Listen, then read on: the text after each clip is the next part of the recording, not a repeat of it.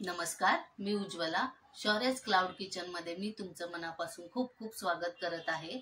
उद्या आषाढी एकादशी आहे. त्यानिमित्त मी तुम्हाला उपवासाचा अजून एक पदार्थ दाखवणार आहे, साबुदाणा वडा आणि चटणी. चला तर मग रेसिपीला सुरुवात करूया.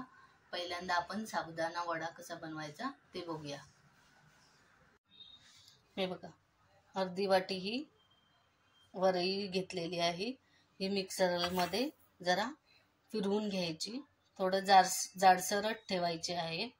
हे बघा, अशी रवाळ वाटून घ्यायची आहे चांगली.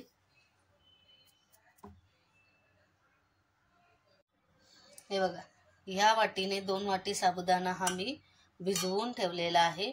व्हाईट त्याचा स्टार्च जाईपर्यंत 4-5 वेळा धुवून जेवढा साबुदाणा आहे तेवढंच पाणी घ्यायचं आहे आणि 4 तास भिजवायचं आहे.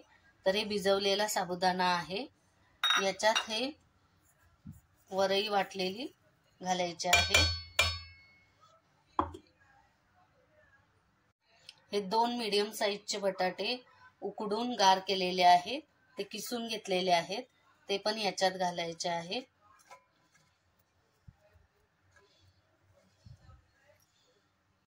हे मिक्सरचं भांडं परत मी ते छोटं घेतलेलं आहे.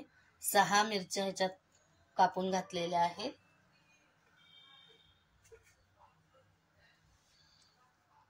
थोडंसं ओलं खोबरंही घ्यायचं, एकदम किंचित. ही अर्धी वाटी शेंगदाणे घ्यायचे आहेत आणि हे मिक्सरला पाणी न घालता वाटून घ्यायचं आहे, बारीक एकदम. हे बघा, असं पाणी न घालता बारीक वाटून घ्यायचं आहे चांगलं. आता ह्याच्यात वाटलेलं हे मिरचीचं हे टाकायचं आहे, जितकं हवं तितकं.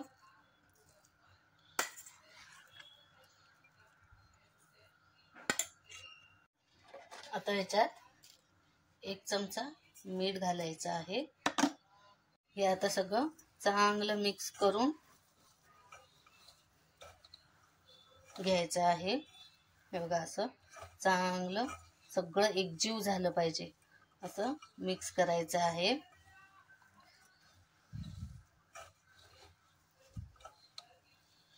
हे बघा, हे सगळं असं एकजीव करून घेतलेलं आहे.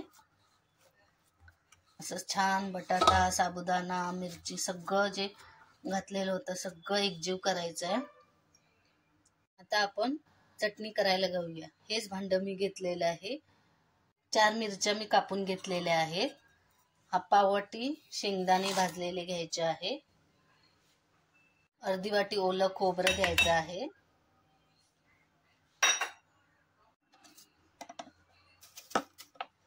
थोडंसं मीठ घालायचं आहे. आता मिक्सरला थोडं थोडं पाणी घालून चटणी वाटून घ्यायची आहे. हे बघा, थोडंसं पाणी वाटून अशी चटणी वाटून घ्यायची आहे. आता आपण वडे करायला घेऊया. थोडंसं असं परत मळून घेऊया आणि छोटे मोठे कोणत्या साईजचे तुम्हाला हवे तसे तुम्ही करू शकता.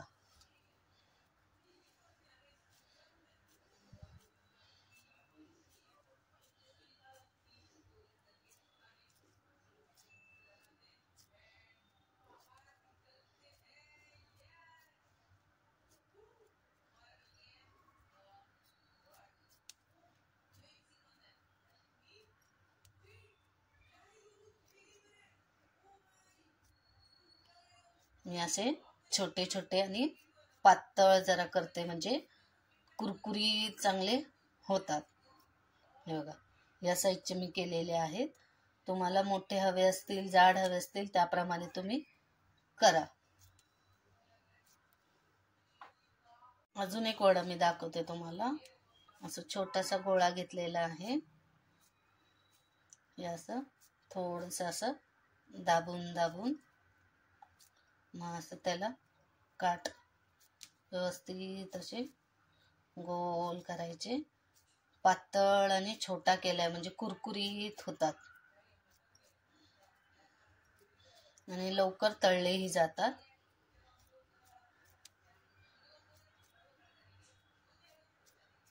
हे बघा असा फिंगर्स पण दाखवते मी कसे करायचे.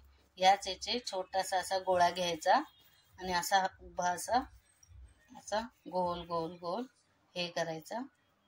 छोटे छोटे असे हे बघा इकडून असं जरा दाबायचं, इकडून असं हे करायचं आणि असं हातावर असे. हे लहान मुलांसाठी तुम्ही असंही त्यांना करून देऊ शकता. ह्याचेच हे शॉर्ट ब्रेकला सुद्धा तुम्ही टिफिनला स्कूलच्या टिफिनला शॉर्ट ब्रेकसाठी हे 4-5 असे उभे फिंगर्स असे तळून देऊ शकता. अजून एक दाखवते तुम्हाला. एकदम असा छोटासा गोळा घ्यायचा, तो असा असा हातावर असा असा केला की असा होतो आणि मग असं हे इथून इथून असा वरून आणि खालून असं दाबायचा आणि असं करायचा. हे असे फिंगर्स पण तुम्ही मुलांना देऊ शकता. असं पण खायला किंवा शॉर्ट ब्रेकच्या टिफिनला सुद्धा तुम्ही देऊ शकता. हे बघा असं 4 वडे आणि 4 फिंगर्स झालेले आहेत. आता आपण हे तळायला घेऊया. ठेवलेली होती आधीच, तेल चांगलं तापलेलं आहे. सगळ्यात पहिला आपण फिंगर्स घालूया. हे बघा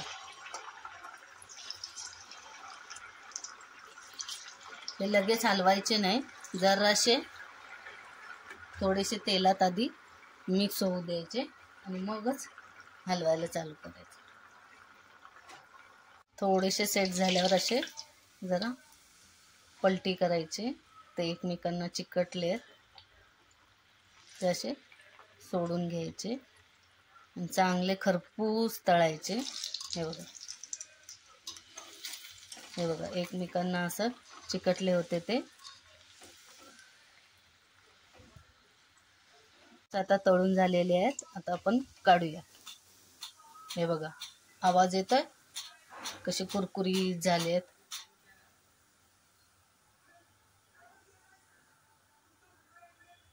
हे बघा आता हे वडे टाकूया. हळूच तेलात सोडायचे.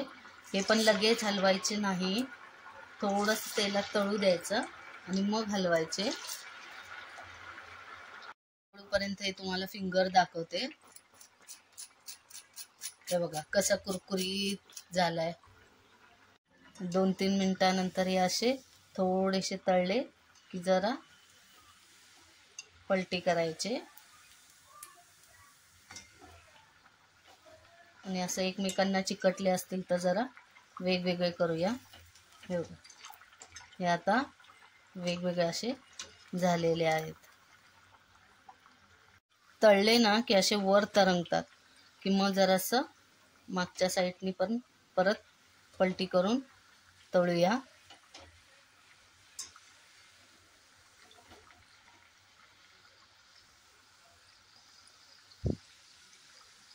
साईडनी पण चांगले तळले आहेत म्हणून तळत वर आलेले आहे, वर तरंगतायत.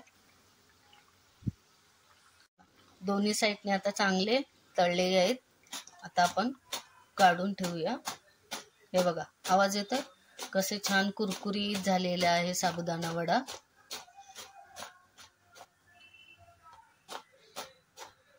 साबुदाणा फिंगर साबुदाणा वडा तळून झालेला आहे.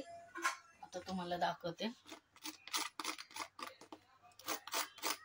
कसा कुरकुरीत झालेला आहे, क्रिस्पी एकदम. आणि हे फिंगर्स पण येतोय आवाज. असे खरपूस तळायचे आहेत. चला तर मग आपण आता प्लेटिंग करूया. साबुदाणा वडा, साबुदाणा फिंगर्स आणि चटणी. चला तर या मग फराळ करायला. तर माझी रेसिपी साबुदाणा वडा आणि चटणी कशी वाटली तुम्ही हे नक्की करून बघा. आवडली तर मला लाईक कमेंटमध्ये नक्की करा. माझा हा व्हिडिओ आवडला असेल तर लाईक, शेअर आणि सबस्क्राईब करायला विसरू नका. याआधी ज्यांनी शौर्याज क्लाउड किचनला लाईक, शेअर आणि सबस्क्राईब केलेला आहे त्यांचे खूप खूप धन्यवाद. अशीच मी नवीन नवीन रेसिपीज घेऊन येत जाईल. नक्की माझ्या शौर्याज क्लाउड किचनला व्हिजिट द्या. माझ्या रेसिपी आवडत असतील तर नक्की लाईक, शेअर आणि सबस्क्राईब करायला विसरू नका. धन्यवाद.